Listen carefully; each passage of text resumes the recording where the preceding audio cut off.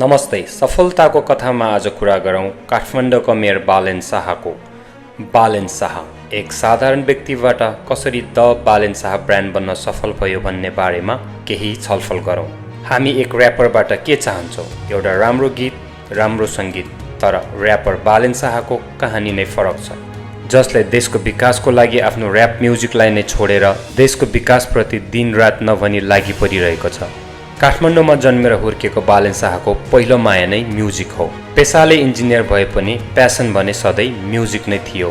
बालेनले सधैँजसो आफ्नो गीत र सङ्गीतबाट धेरै देशको वित्तीय र विसङ्गतिको बारेमा आवाज उठाउने काम गर्दथ्यो र यसले गर्दा बालेन सोसल मिडियामा धेरै चर्चित भयो र फेसबुक र युट्युबमा आफ्नो धेरै फ्यानहरू बनाउन सफल भयो।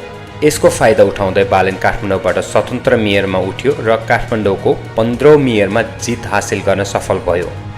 बालेनले जितेको दिनदेखि नै काठमाडौँको फोहोर मैला व्यवस्थापन, ट्राफिक, शिक्षा, सरसफाइ र काठमाडौँलाई कसरी एउटा स्मार्ट सिटी बनाउन सकिन्छ भन्ने बारेमा काम गरिरहेको छ र धेरै हदसम्म बालेन र टिमलाई सफलता पनि मिलिरहेको छ।